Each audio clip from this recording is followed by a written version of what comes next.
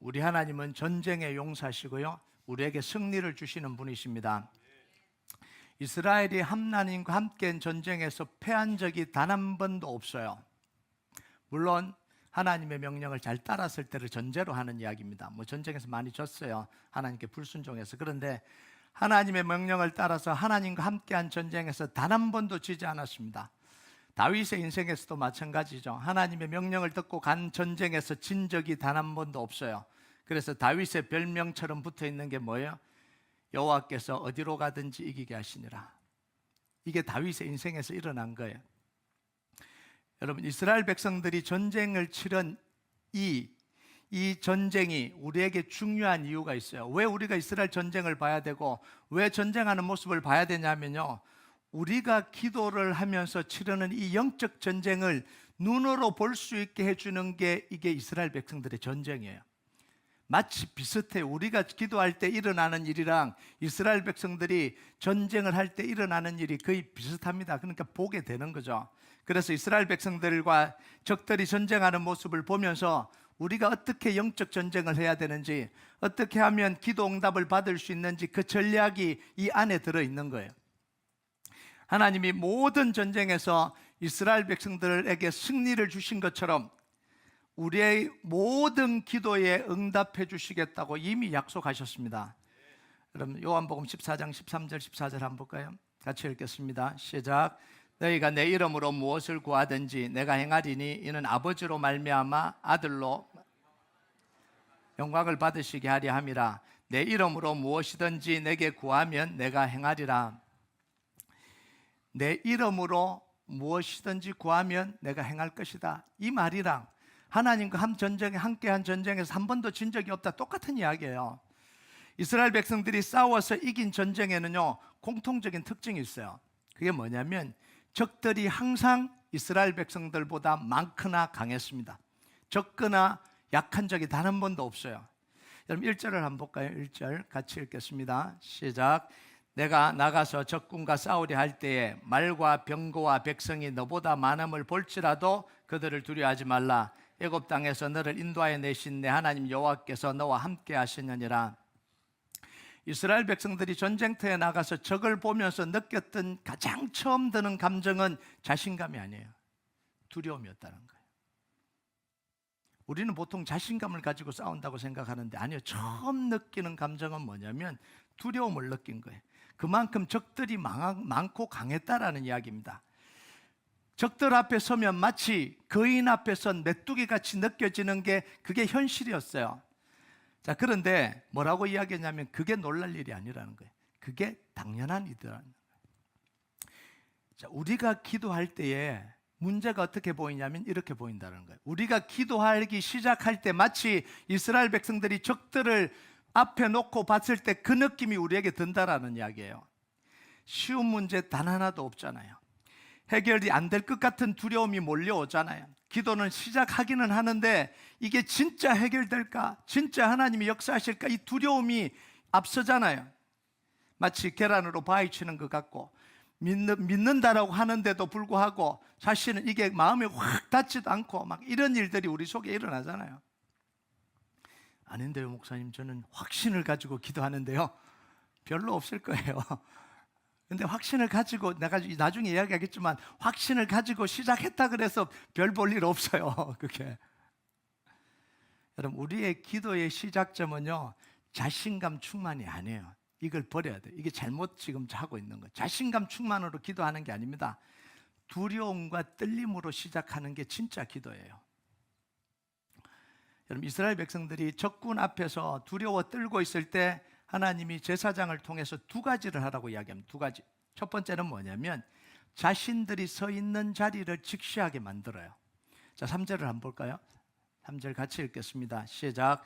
말하여 이르기를 이스라엘아 들으라. 너희가 오늘 너희의 대적과 싸우려고 나왔으니 마음에 겁내지 말며 두려워하지 말며 떨지 말며 그들로 말미암아 놀라지 말라. 전쟁터에 나가서 적을 보니까 눈으로 보니까 겁이 난 거예요. 마음이 떨리는 거예요. 두려움에 사로잡힐 만큼 적이 강해 보인 거예요. 여러분, 우리가 전쟁을 할 때 이스라엘 백성들에게 전쟁을 할 때 적들이 강한 걸 부정하라 이렇게 이야기 안 하잖아요. 무시하라 이렇게 이야기를 안 합니다. 그런데 뭐라고 이야기하냐면 겁내지 말고 두려워하지 말고 떨지 말라 이렇게 이야기해요. 무시해서 하라는 게 아닙니다. 적이 약하기 때문이 아니고 우리가 강하기 때문이 아니고 이유가 뭐냐면 이스라엘 백성들에게 하나님이 함께 하시기 때문이라는 거예요. 이유가 달라요. 우리가 기도할 때요, 현실을 직시하는 게 굉장히 중요합니다. 문제가 쉽지 않다라는 걸 그대로 봐야 되는 거예요.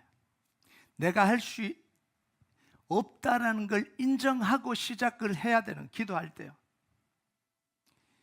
여러분, 내가 할 수 있다고 자신만만하게 기도를 시작하면 엄청난 공격에 시달리게 됩니다.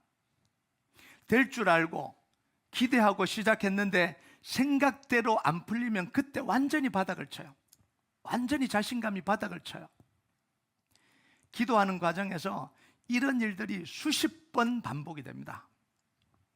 그래서 사탄은요, 바로 그 지점을 공격을 하는 거예요. 자신만만하게 시작했다가 낙심하게 만드는 거예요. 그러니까 기도한다 그래서 사탄이 별로 안 놀래요. 기도 시작하라는 거예요. 자신만만하게 기도를 해도 별로 안 놀래요. 왜냐하면 일이 잘 안 풀리면 낙심한다는 사실이 정확하게 알고 있기 때문에 그래요. 수없이 이 공격이 반복이 되는 거예요. 여러분, 복음을 처음 들으면 뭐가 생기냐면 자신감이 생겨요. 예수님의 이름의 능력을 알고 나니까 그러면 다 되겠네 이런 생각이 찾아온다고요. 그러니까 막 기도를 하고 싶은 거예요. 기도로 막 덤비고 싶은, 기도로 이 문제를 그냥 깨부셔버리고 싶은 거예요. 이게 복음을 처음 들었을 때 일어나는 현상입니다. 잘하셨습니다. 괜찮습니다. 그런데 왜요? 기도를 시작하면 그 다음 뭐예요? 늘 와갖고 또 힘이 톡 빠져갖고 왜 안 되지 이렇게 이야기하잖아요. 자신감으로 시작했는데 자신감이 쭉 빠져 있는 거예요. 여러분, 기도는요, 우리의 노력을 믿는 게 아니에요. 기도는 우리의 열심을 믿는 게 아닙니다. 기도는 내가 할 수 있다라고 시작하는 게 아닙니다. 오직 예수님의 능력을 의지해서 시작하는 게 기도예요. 예수님의 이름의 권세를 의지해서 시작하는 게 그게 기도입니다. 그래서 기도를 시작할 때 그 마음과 기도를 끝날 때까지 그 마음이 그대로 유지가 돼야 되는 거예요. 내 힘과 내 능력과 내 자신감과 내가 할 수 있다는 그 마음으로 되는 게 아니라는 거예요. 예수님의 이름의 능력을 의지하는 거예요. 예수님의 권세를 의지한다는 그 생각이 기도를 시작한 그 순간부터 끝날 때까지 이게 유지가 돼야 되는 거예요. 이렇게 중간에 가다가 상황이 좀 좋아진다고 내가 할 수 있다고 확 덤비면 여지없이 무너져요. 여지없이. 덤비지 말라는 거예요. 분위기가 좋아졌다고 해서 덤비지 말라는 거예요. 그럼 여지없이 무너집니다. 이게 영적 전쟁하는 방법을 몰라서 그런 거예요. 제가 조깅을 하잖아요. 3마일씩 이제 다시 회복을 했습니다. 허리를 다쳐갖고 쉬다가 3마일을 회복했습니다. 근데 제가 안 하는 게 있어요. 얼마 안 남았으면 저거 빨리 뛰어서 끝내버리고 싶은 마음이 들어요. 덤벼들고 싶거든요. 빨리 뭔가 해치우고 싶어요. 그러면 힘들어지는 거예요. 그냥 그대로 가야 돼요. 빨리 끝내고 10분 단축하고 20분 단축하면 그 다음 못 뛰어요. 그냥 그대로 가야 되는 거예요. 근데 기도를 하다가도 이런 현상이 일어나요. 덤벼들고 싶거든요. 빨리 끝내버리고 싶거든요. 뭔가 될 것 같거든요. 달려들기 시작하면 여지없이 무너집니다. 그래서 우리는 시작부터 끝까지 뭘 생각해야 되냐면 우리의 능력, 우리의 자신감, 내가 할 수 있다는 걸로 되지 않는다라는 걸 처음부터 끝까지 명심해야 돼요. 오직 예수 그리스도 이름의 능력, 예수 이름의 권세로만 가능하다는 사실을 끝까지 붙들어야 돼요. 자, 두 번째요.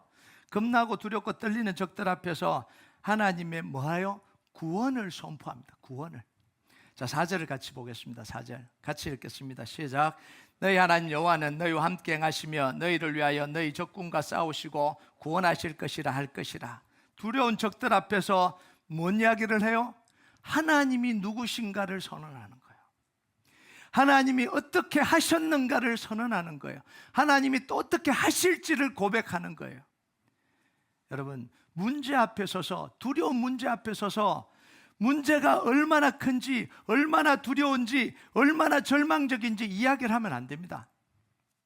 여러분, 문제를 직시하는 거하고 두려움과 절망을 계속 이야기하는 거하고는 완전히 다른 이야기입니다. 이걸 하라는 게 아니에요. 직시하라는 게 두렵다, 두렵다, 이렇게 두렵다, 이런 이야기를 하라는 게 아니에요. 힘들다고 이야기하면 더 힘들어져요. 신세 타령으로 이어지면 불신앙과 두려움으로 결론이 나요. 깊이 이 불신앙이 찾아와서 기도를 하는 게 아니고 늘 신사한탄하는, 만나면 늘 신사한탄을 하는 거예요. 여러분, 10명의 정탐꾼들이 돌아와서 했던 게 뭐냐면 바로 이거예요.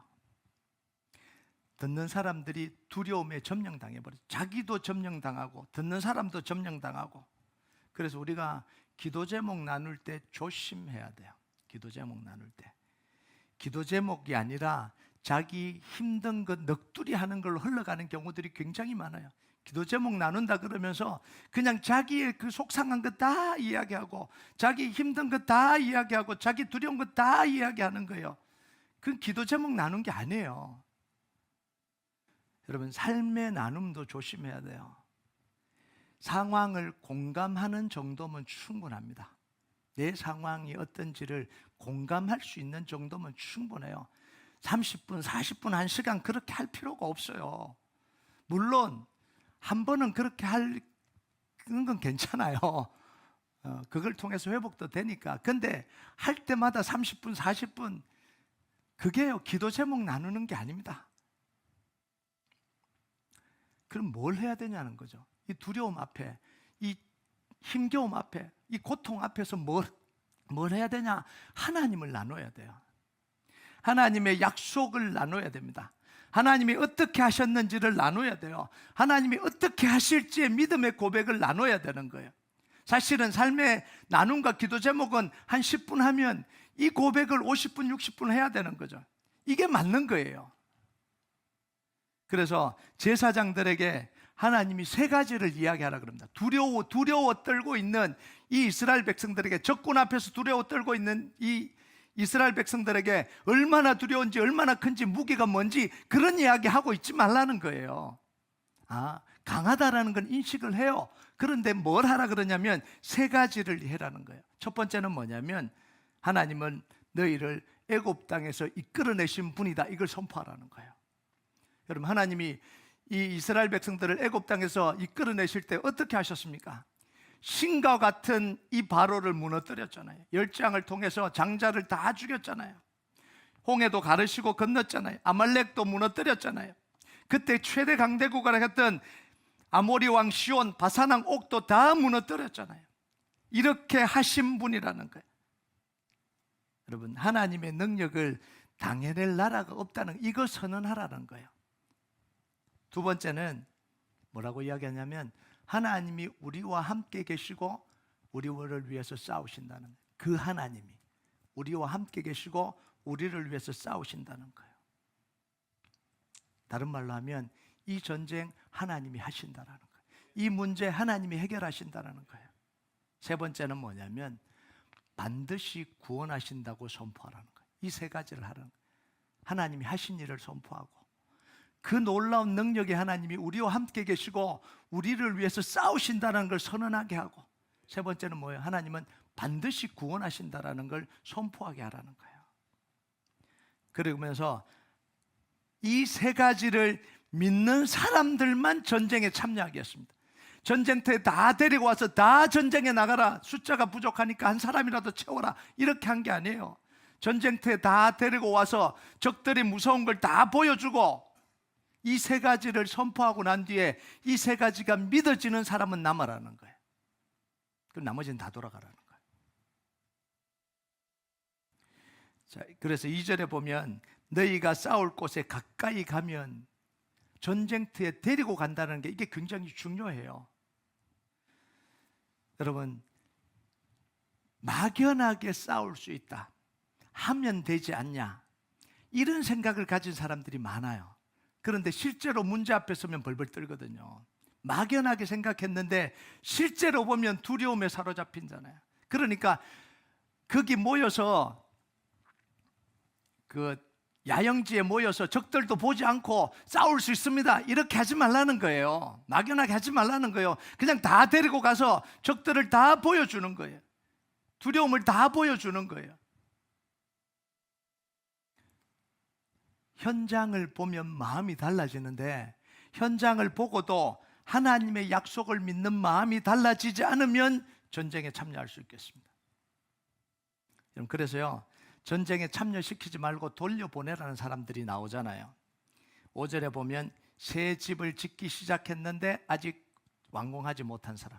그러면 그 사람의 생각은 어디에 가 있겠어요? 집 짓는 데 가 있는 거예요. 전쟁터에 와 있는데 집 짓는 데 가 있는 거예요. 자, 6절에는 뭐예요? 포도원을 다 갖고 놨는데 포도를 한 번도 따먹지 못한 사람. 포도원을 만들었는데 열매를 한 번도 맛못 본 사람. 그럼 그 생각이 다 어디가 있어요? 포도에 다 가 있는 거예요. 자, 7절에 뭐예요? 약혼은 했는데 아직 결혼을 못한 사람. 이 사람도 안 된다는 거예요. 8절은 뭐예요? 두려워하고 마음이 허약한 사람. 이 사람 안 된다는 거예요. 왜 이들을 돌려보내라고 했을까요? 하나님의 약속을 온전히 믿지 못하고 전쟁에 집중할 수 없기 때문에 그래요. 염려와 걱정, 두려움, 부정적인 생각이 이들에게 영향을 미치니까 이 사람들을 통해서 또 다른 사람에게 영향을 미치는 거예요. 자, 그런데 여기서 봐야 될 게 있어요. 이 네 종류의 사람, 이 네 종류의 사람이 누구냐면 집을 지었는데 완공하지 못하고, 포도원을 지었는데 포도 못 따먹고, 약혼했는데 결혼 못하고, 일단은 이 세 사람이에요. 이 세 종류의 사람은 반드시 돌려보내라 이렇게 이야기합니다. 남으려면 남고 가려면 가라 이렇게 이야기 안 해요. 할 수 있다 그래도 돌려보내라는 거예요. 왜냐하면 자기가 할 수 있다고 그러는데 자기의 자신감으로 되는 게 아니거든요. 내가 할 수 있다고 말할 수 있어요. 그런데 전쟁이 시작되고 나면 마음이 바뀔 게 뻔히 보이니까 그게 안 된다는 거예요. 무조건 돌려보내라는 거예요. 특히 8절에 뭐예요? 마음에 두려워 떠는 사람. 이 사람은 절대로 남겨두지 말라는 거예요. 여러분, 우리의 기도도요, 이렇게 해야 됩니다. 이렇게 기도해야 돼요. 우리가 하나님의 말씀을 듣고 하나님은 모든 기도에 응답해 주신다. 예수의 이름으로 기도하면 들어주신다. 그렇게 해서 순진한 마음으로 기도를 시작하면 안 된다라는 거예요. 아, 하나님 들어주신다 그러니까 나도 기도할 수 있네. 그러고 기도하는 건 안 된다라는 거죠. 물론 기도하면 안 되는 건 아니에요. 기도할 수 있어요. 그러면 승리하기가 힘들어요. 기도하면 이루어지겠구나 막연하게 생각하고 기도하면 그게 기도를 이길 수가 없는 거예요. 승리할 수가 없는 거예요. 이스라엘 백성들을 이 전쟁의 현장에 데려가서 그 두려움을 직시하게 하듯이 우리의 문제를 직시하게 만들어야 돼요. 자녀들이 바뀌는 게 이게 얼마나 힘든지, 가정의 문제가 해결되기가 얼마나 힘든지, 기도하면 1년만 지나면 해결되고 이런 생각하지면 안 된다라는 거예요. 인생의 문제가 얼마나 끈질긴지, 사단의 역사가 얼마나 집요한지를 알고 시작해야 됩니다. 이걸 직시해야 되는 거예요. 그런데 이걸 자꾸 무시하거든요. 그냥 기도하면 된다 그러니까 기도를 시작해요. 근데 다 무너지잖아요. 왜냐하면 이걸 직시하지 않거든요. 여러분, 이 문제는 우리가 가지고 있는 이 영적인 문제, 우리가 가지고 있는 이 삶의 문제, 이 사탄의 문제는 우리가 생각하는 것보다 훨씬 더 끈질깁니다. 훨씬 더 질겨요. 이걸 알고 시작을 해야 돼요. 자, 그 다음에 해야 되는 게 뭐냐면, 이스라엘 백성들이 뭐 하라고 그랬어요? 두려움 앞에서 하나님의 역사를 선포하라고 그랬잖아요. 하나님의 구원을 선포하고, 그 하나님이 함께 하시고, 그 하나님이 전쟁하시고, 그 하나님 반드시 구원하신다는 걸 선포하라 그랬잖아요. 똑같이 해야 돼요. 우리에게도요. 그 다음은 뭐냐면 복음의 언약을 굳게 붙들어야 되는 거예요. 믿고 기도하고 결단하기로 시작했다면 복음의 언약을 굳게 붙들어야 돼요. 첫 번째는 뭐냐면 예수님이 그리스도로 하신 일을 선포해야 되는 거예요. 했잖아요. 하나님이 뭐 하셨는지 선포하셨잖아요. 예수님이 그리스도로 하신 일을 선포해야 되는 거예요. 이 땅에 오셔서 죽으시고 부활하시면서 죄와 사망과 사단의 권세를 꺾으시고 우리를 구원하신 그 예수님이 그리스도로 하신 일을 계속해서 고백하고 선포하라는 거예요. 이게 먼저예요. 하나님 이거 도와주세요, 이거 해결해 주세요. 이전에 이 복음 선포가 먼저라는 거예요. 여러분, 예수님 이름 앞에 굴복당하지 않을 권세는 없습니다. 예수님의 이름 앞에 영적 권세, 세상의 권세도 다 굴복당하는 거예요. 예수님의 이름 앞에 해결되지 못하는 문제는 없습니다. 죽음의 문제까지도 해결하십니다. 여러분, 예수가 그리스도임을 고백한다는 건 이걸 고백하는 거예요. 그냥 예수님이 죄와 사망과 사단의 권세를 이겼구나, 이걸 고백하는 게 아니라 죄와 사망과 사단의 권세를 다 무너뜨렸기 때문에 예수님의 이름의 권세를 이길 세상과 영적인 세력은 없다라는 거예요. 예수님이 해결하지 못하는 문제는 없다는 거예요. 죽음의 문제까지도 해결했는데 뭔 문제를 못 해결하시겠어요? 이 고백을 하는 거예요.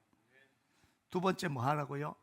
예수님이 우리와 함께 계시고 우리를 위해서 싸우신다는 거예요.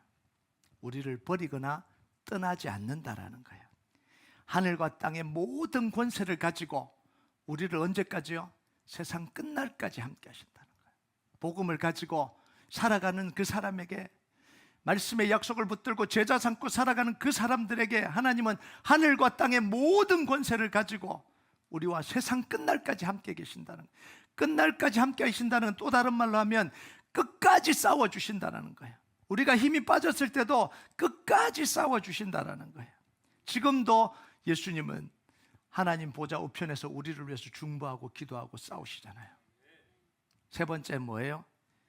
예수 이름 부르는 자는 뭐 한다고요? 반드시 구원해 주신다는 거예요. 우리는 이 세 가지 사실을 굳게 믿고 기도해야 됩니다.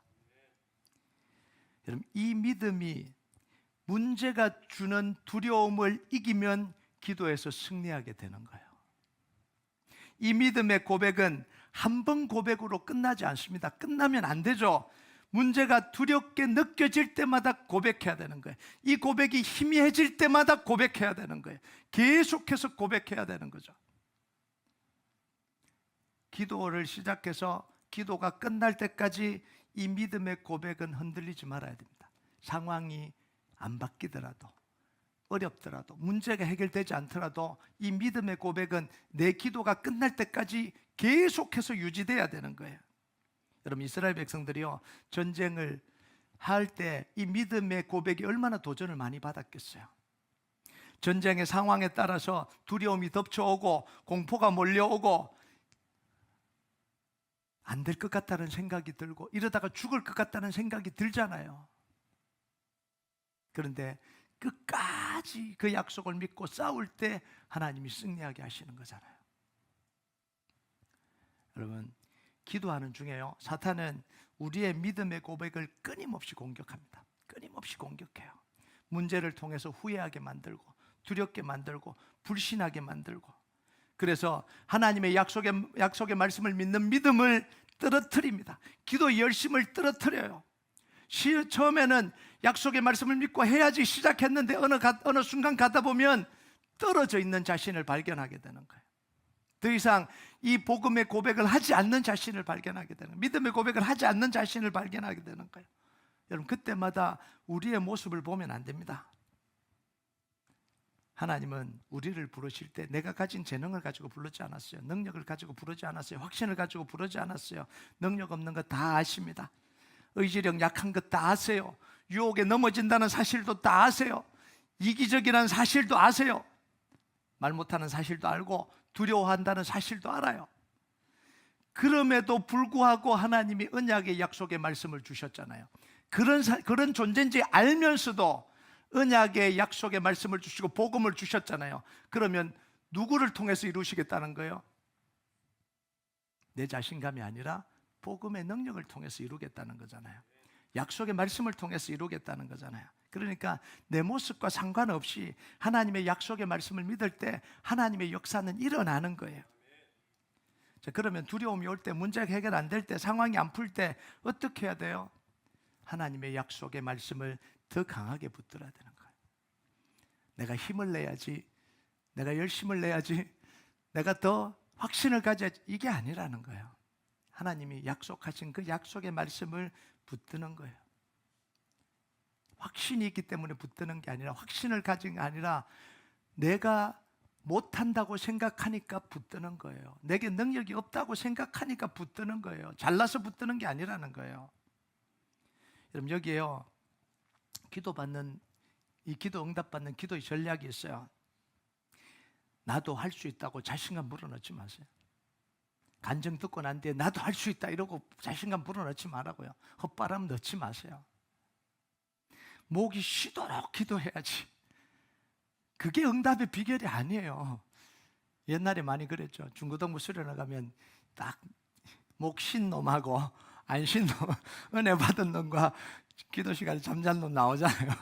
목 쉬면 다 은혜 받은 줄 알아요. 아니라는 거예요. 죽도록 기도해야 된다, 그게 아니라는 거예요. 안 되면 될 때까지 해야 된다, 그게 아니라는 거죠. 이건 다 뭐냐면 인간적인 방법이에요. 인간적인 노력이에요. 내 힘으로 하는 거예요. 기도조차도 내 힘으로 하려고 하는 거예요. 기도는요, 오히려 내 힘이 빠져야 돼요. 그래야 기도가 됩니다. 상한 마음, 통회하는 심령, 하나님의 긍휼을 구하는 마음이 돼야 기도가 제대로 되는 거예요. 자신감이 이만큼 충만해서 그냥 막 한다고 되는 게 아니라는 거예요. 내 힘이 다 빠지고 하나님을 의지해야 되는 거예요. 예수님을 바라봐야 되는 거예요. 내 힘으로, 내 손의 힘으로 붙잡는 게 아니라 하나님이 잡아주셔야 되는 거예요. 하나님이 일으켜주는 거예요. 근데 우리는 자꾸 우리가 하려고 그래요. 내가 자신감을 가지고, 내가 열심히 하고, 내가 목 쉬도록 하고, 내가 죽도록 하고, 내가 일어나고, 아니라는 거예요. 시작부터, 애초부터 그게 아니에요. 상한 마음이 되고, 통해하는 심령이 되고, 낙심이 찾아오고, 정말 내가 아무것도 아니구나 주저앉게 되고, 그 상황 속에 남는 건 단 하나밖에 없잖아요. 하나님의 약속, 복음, 예수 그리스도, 이거밖에 없잖아요. 그래서 붙드는 거예요.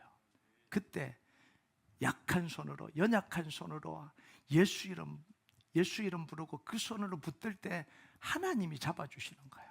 하나님이. 자, 요한복음 15장 7절 한번 볼까요? 이게 전략이에요. 같이 읽겠습니다. 시작. 너희가 내 안에 거하고 내 말이 너희 안에 거하면 무엇이든지 원하는 대로 구하라. 그리하면 이루리라. 첫 번째 뭐예요? 너희가 내 안에 거한다는 말은 뭐죠? 예수님을 구주와 주님으로 입으로 시인하고 영접한다는 거예요. 예수님이 내 안에 들어오신다는 거예요. 이게 첫 번째예요. 예수님을 주인으로 모신다는 거예요. 두 번째는 내 말이 너희 안에 거하면, 이게 뭐죠? 하나님의 약속의 말씀을 내가 믿는 거예요. 하나님의 그 약속의 말씀이 내 안에 들어오는 거예요. 세 번째는 뭐죠? 무엇이든지 원하는 대로 구하라. 여기서 자꾸 헷갈려요. 두 개가 됐으니까 이제 내 멋대로 구하면 되는구나, 이렇게 나오는 거예요. 그래서 기도가 자꾸 실패를 하는 거예요. 오케이, 예수님 영접했네, 약속의 말씀 붙들었네, 그 다음 내 마음대로 구해야지, 이렇게 간다고요. 아니, 흐름이 있잖아요. 말씀이 흐름이 있잖아요. 예수님이 영접하고 예수님 주인 되고 하나님의 약속의 말씀이 들어왔으면 그 다음 원하는 대로 구하라는 건 뭐예요? 그 약속의 말씀대로 구하라는 이야기예요. 약속의 말씀을 믿고 구하라는 이야기입니다. 그러면 그 약속을 반드시 이루어 주신다, 이런 이야기예요. 요게 바로 기도의 전략이에요. 여러분, 우리가 열심히 기도하는 것, 목 쉬도록 기도하는 것, 죽도록 기도하는 것 아무 소용은 없는 거 아니에요. 좋아요. 그런데 뭘 위해서 그렇게 하냐가 중요한 거예요. 뭘 위해서? 하나님의 약속의 말씀을 붙들기 위해서 그렇다면 그건 잘하는 거예요. 정말 복음을 믿고 그 믿음으로 목이 쉬도록 기도하는 것 잘하는 거예요. 죽도록 기도하는 것 잘하시는 거예요. 응답될 까지 기도하는 것 잘하시는 거예요. 그런데 약속의 말씀도 없이, 복음에 대한 확신도 없이, 예수님이 뭘 하셨는지도 모르고 무조건 열심히 하는 건 아니라는 이야기예요. 여러분, 오늘도 우리가 해야 되는 게 뭐냐면 이 약속의 말씀을 붙들고 믿음으로 고백하고 하나님 앞에 나아가는 거예요. 여러분, 여러분의 문제가 아무리 크든지, 여러분이 얼마나 낙심이 돼 있든지, 얼마나 좌절했든지 아무런 상관이 없어요. 하나님이 지금도 우리와 함께 계시고 우리와 싸우시고 약속의 말씀을 붙들 때 반드시 그 약속을 성취하시는 하나님입니다. 그 약속의 말씀을 믿고 기도하기를 멈추지 마시길 주님의 이름으로 축복합니다. 우리 같이 찬양하도록 하겠습니다. 이 찬양 하나님 앞에 올려드립시다. 주 말씀 내 삶 비출 때 감사하게 하소서. 내게 주신 말씀, 그 말씀을 따라 살아가게 하소서. 주 말씀 내 삶 비출 때 겸손하게 하소서. 내게 주신 말씀 나의 삶 되어 주를 닮게 하소서. 우리가 이 고백 하나님 앞에 같이 올려드리겠습니다. 주 말씀 내 삶 비출 때 감사하게 하소서. 감사하게 하소서. 내게 주신 말씀, 내게 주신 말씀, 그 말씀을 따라 살아가게 하소서. 주 말씀 내 삶 비출 때, 주 말씀 내 삶 비출 때 겸손하게 하소서. 겸손하게 하소서. 내게 주신 말씀, 내게 주신 말씀 나의 삶 되어 주를 닮게 하소서. 주의 말씀은 내 발의 등이요, 주의 말씀은 내 발의 등이요 내 길의 빛이 되신. 그 말씀 따라 한 걸음 또 한 걸음, 말씀 따라 한 걸음 또 한 걸음 살아가게 하소서. 우리 다시 한번 고백하겠습니다. 주 말씀 내 삶 비출 때, 말씀 내 삶 비출 때 감사하게 하소서. 감사하게 하소서. 내게 주신 말씀, 그 말씀을 따라 살아가게 하소서. 주 말씀 내 삶 비출 때, 주 말씀 내 삶 비출 때 겸손하게 하소서.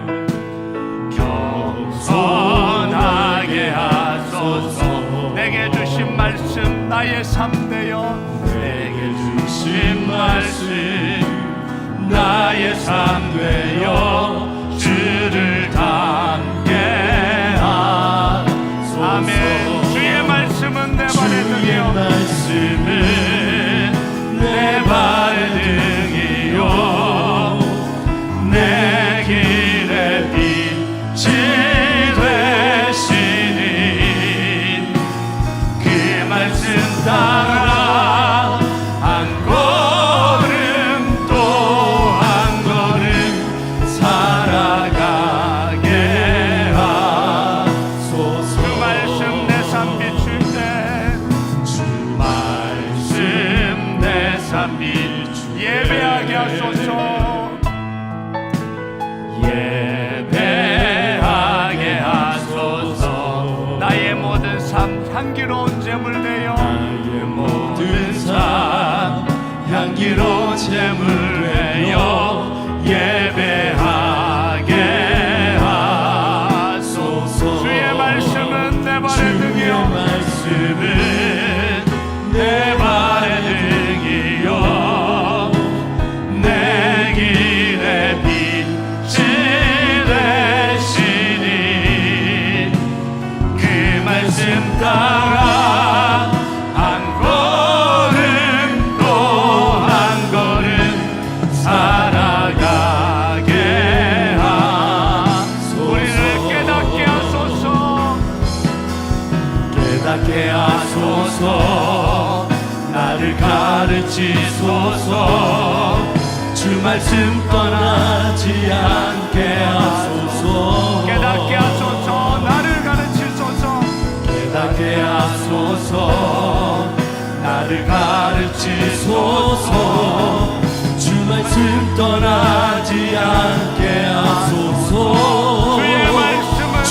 주의 말씀은 내 발의 등이요 내 길의 빛이 되시니 그 말씀 따라